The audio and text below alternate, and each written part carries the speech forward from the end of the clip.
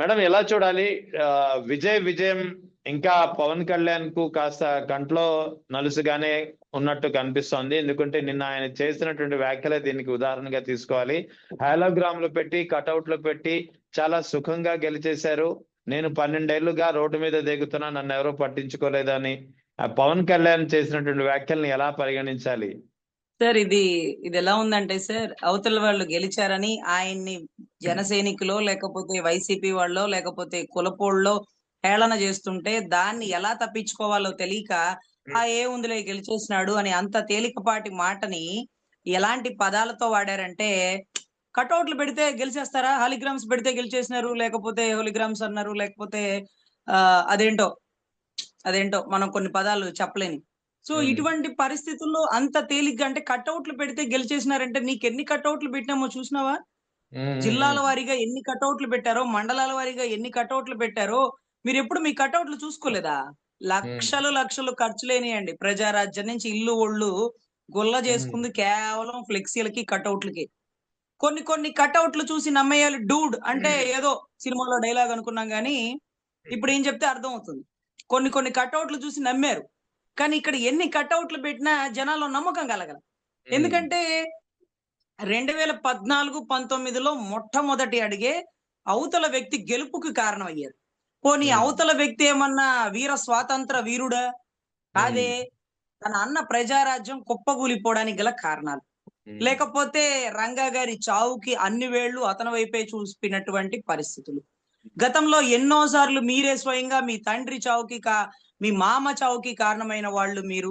మీ మామని వెన్నుపోటు పొడిచినారు అంటూ మీరు కూడా, మీరు మీ అన్న మీ వాళ్ళు ఎంతో మంది సంబోధించినారు.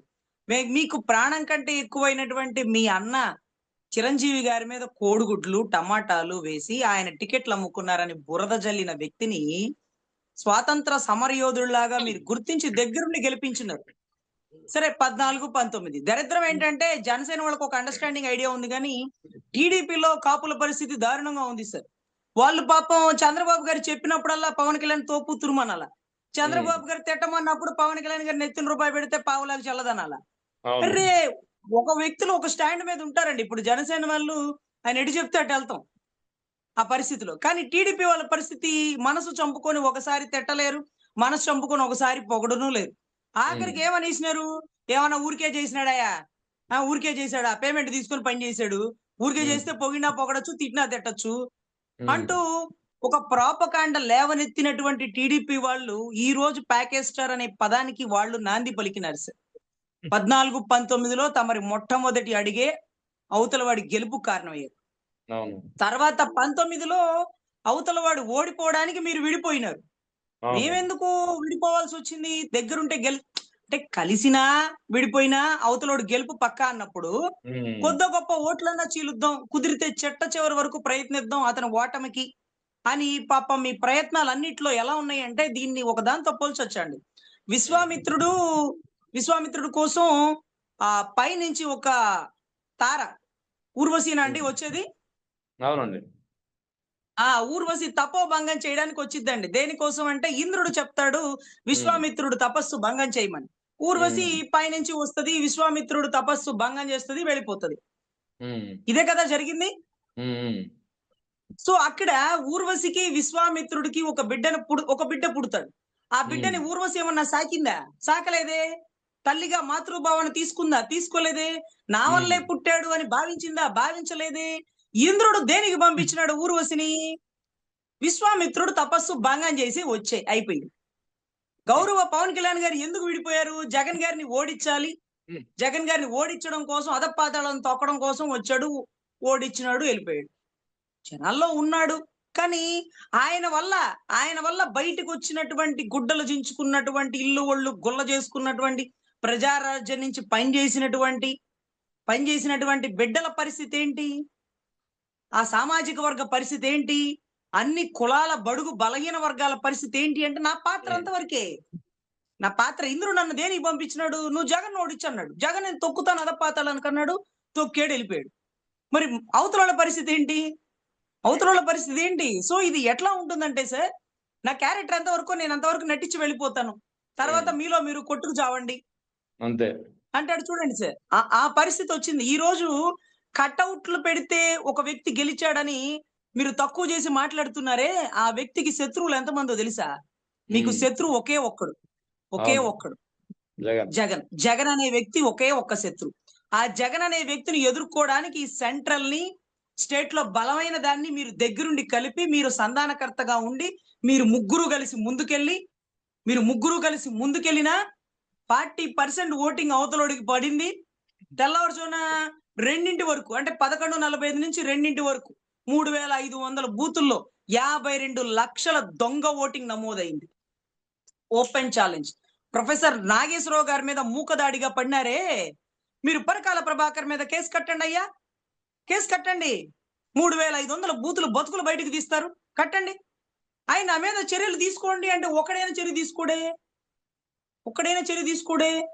అంటే ఇక్కడ ఏం జరుగుతుందంటే, ముగ్గురు కలిసి వచ్చిన ఒక వ్యక్తిని ఓడించలేని పరిస్థితి. ఇంకా కూడా ఆ వ్యక్తి జనాల్లో, గుండెల్లో గెలిచే ఉన్నాడన్న పరిస్థితి వారికి తెలుసు, పరకాల ప్రభాకర్ గారికి తెలుసు. దీని గురించి ఇంత జరుగుతున్న ఒక్క స్టేట్మెంట్ కూడా ఇవ్వనటువంటి జగన్ రెడ్డి గారికి తెలుసు. చచ్చిన పావుని పలుసార్లు చంపకూడదు. ఆల్రెడీ జనాల్లో ఓడిపోయిన ధోరణితోనే వాళ్ళు ఉన్నారు. వాళ్ళలో వాళ్ళు కొట్టుకు చూస్తున్నారు. ఇక మధ్యలో మనం ఎందుకు ఈ పరిస్థితుల్లో సార్? కట్అవుట్లు, హాలిగ్రామ్స్ లేకపోతే వాటి వల్ల గెలిచేసినారు. నేను రోడ్డు మీద దేకినా నేను గెలవలేదు, 15 ఏళ్ల నుంచి రోడ్డు మీద దేకుతున్నానంటే ఎవరి కోసం దేకుతున్నారు? ఆ పదాలేంటి? అంటే ఎవరి కోసం? చంద్రబాబు గారి కోసమే కదా మీరు రోడ్డు మీద పడుకునింది. రాష్ట్రంలో జరుగుతున్న అత్యాచారాల గురించి పడుకున్నారా? లేకపోతే సుగాలి ప్రీతి తల్లికి న్యాయం చేయలేదని నడి రోడ్డు మీద పడుకున్నారా? ఎవరి కోసం పడుకున్నారు? ఆ రోజు మీరు అలా నడి రోడ్డు మీద పడుకున్నారు. ఒక్క పోలీసు వాళ్ళు కూడా మీ మీద చెయ్యి వేయలేదు. చుట్టూ ఉండేటటువంటి జనసేన అభిమానులు ఇంతమంది ఉన్నారు కదా, ల్యాండ్ ఆర్డర్ ఇబ్బంది అయిందని మీ మీద చర్య తీసుకోవడం గాని, ఆ వచ్చిన వాళ్ళని ఇబ్బంది పెట్టడం గాని ఎక్కడ ఎందుకు జరగలేదో తెలుసా సార్? వచ్చిన వాళ్ళందరూ ఒక అమాయకంగా ఉంటారు. వాళ్ళకి పవనిజం అనేది ఒక మైండ్ లో ఉంటది. ఆయన ఏది చెప్తే అదే కరెక్ట్. ఆయన తప్పంటే తప్పు, ఒప్పు అంటే ఒప్పు, నందంటే నంది, పందంటే పంది. ఈ అపోహలో ఉన్న వాళ్ళని ఇబ్బంది పెట్టడం కరెక్ట్ కాదు. ఇతను కావాలనే సీన్ క్రియేట్ చేస్తున్నాడు. ఇతని వల్ల ఎంత మంది ఇబ్బంది పడినా ఇతను మాత్రం సెక్యూర్ గా జీబులో మంగళగిరి వెళ్ళిపోదాం అనుకుంటున్నాడు. ఎవరిని ఇబ్బంది పెట్టద్దు. అతను అనుకున్నట్టుగా అతను మంగళగిరిలో దించేసేయండి. మీరు అతన్ని టచ్ కూడా చేయొద్దు. అతని ఐడియాలజీ, అతను చేద్దాం అనుకున్న విధ్వంస ప్లాను నాకంతా తెలుసు. ఏం తెలుసు? జగన్ గారిని మామూలుగా అక్కడ ల్యాండ్ ఆర్డర్ ఇబ్బంది అయినప్పుడు ఎవరికైనా డిపార్ట్మెంట్ ఇన్స్ట్రక్షన్ ఏముంటది? అతన్ని కస్టడీలోకి తీసుకొని అతను ఎక్కడికంటే అక్కడికి పంపించేయండి అంటారు. అదే కదా, లోకేష్ గారిని కూడా అటు ఇటు కదలనికన్నా కూర్చోబెట్టేసినారు. ఆయన ఎందుకు పోనిచ్చినారు? ఆయన వెనకాల ఉండేటటువంటి అమాయకమైన సైన్యాన్ని కాదు, వీళ్ళొక అభిమానులుగా ఉన్నారు, వీళ్ళని ఇబ్బంది పెట్టకూడదన్న ఉద్దేశంతో ఆ రోజు వదిలేసినారు. సరే, ఇక్కడ అంత తేలికపాటి మాట విజయ్ గారి గెలుపు గురించి మాట్లాడితే, విజయ్ గారికి శత్రువులు ఎంతమంది? అటు సెంటర్ లో బీజేపీ, ఇటు సెంటర్ లో కాంగ్రెస్, అక్కడ లోకల్ గా బలంగా ఉన్న స్టాలిన్ గారి పార్టీ, ఇంకా చిన్న వాళ్ళు, వీళ్ళందరూ వీళ్ళందరూ కూడా ఒక వ్యక్తి మీద ఒంటరిగా యుద్ధం ప్రకటిస్తున్నప్పుడు, ఈ ఒంటరిగా ఉండేటటువంటి ఒక వ్యక్తి వల్ల ఒక 40 మంది చనిపోయారు, నీ మీటింగ్ల వల్ల నిన్ను అరెస్ట్ చేసేస్తున్నావు, నిన్ను కస్టడీలోకి తీసుకుంటావు, నువ్వు కోర్టులో ప్రొజెక్ట్ అవ్వాలి, నీ ఆస్తులు ఎంత, నువ్వు ఎక్కడెక్కడ ఏమేమి చేస్తున్నావు, లేకపోతే నీ కుటుంబంలో నీ భార్యకి నీకుండే విభేదాలంటే ఇవన్నీ కూడా బయటకు తీసుకొచ్చిన ఒక వ్యక్తి ఏ ఒక్కరి సహాయం అడగకుండా అవసరమైతే జైలుకైనా వెళ్ళి, ఒకళ్ళ 40 మంది చనిపోయిన కేసులో బెయిల్ రాకపోతే జైలుకైనా వెళ్ళి అక్కడ నుంచి కూడా నామినేషన్ వేస్తాను, అంతేకాని మీతో జత కట్టను, ఓడిపోవడానికి సిద్ధంగా ఉన్నాను, గెలిచి సీఎం పదవిగా ప్రమాణ స్వీకారం చేస్తానన్న నమ్మకం నాకుంది, అయితే ఓడిపోతాను, లేకపోతే గెలిచి సీఎం గా పదవి ప్రమాణీకరణ చేస్తాను, అంతేగాని రెండిట్లో ఒకటి జరగాల్సిందే. కానీ మీతో కానీ తల వంచి తల దించుకొని మీతో కలిసి ప్రయాణం చెయ్యను, నా సైన్యాన్ని మీ జెండాలు మొయ్యనివ్వను. ఒకవేళ ఇప్పుడు కూటమి గెలిచి, ఏదైతే విజయ్ గారు గెలిచి అవసరం కోసం వచ్చేటటువంటి రాహుల్ గాంధీ వారు గెస్ట్ రోలేగా అక్కడ మెయిన్ అభ్యర్థి ఎవరు? సీఎం అభ్యర్థి ఎవరు? విజయ్. అదే ముందే కలిసి వెళితే ఆయన గెలవలేక మా సహాయం తీసుకున్నాడని రాహుల్ గాంధీ గారు అంటే, ఇదంతా ఎందుకు? నేను గెలుస్తాను, నాకు నమ్మకం ఉంది అంటూ ముందుకొచ్చి ఇవాళ రోజు ఏదైతే కాంగ్రెస్ ఏదైతే రాహుల్ గాంధీ గారితో ఒక 4-5 ఒక 20 సీట్ల అండి తీసుకునింది ఆయన, ఒక 10 సీట్ల ఎవరండి?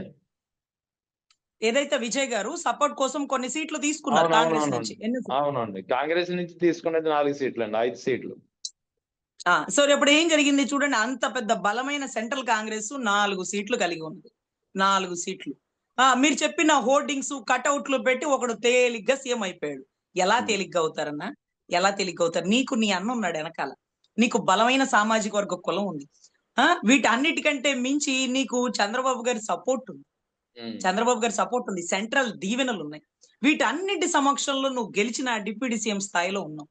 వీళ్ళందరి సహాయ సహకారం లేకుండా తన వెనకాల తన తండ్రి గాని లేకపోతే తన అన్న గాని తనకు సంబంధించిన ఏ ఒక్కరూ లేకుండా తనని తాను ఒంటరిగా నిరూపించుకునే ముందు అదే మద్రాసులో ఎంతో మంది సినిమా యాక్టర్లు ఓడిపోయిన చరిత్ర పార్టీలు పెట్టి.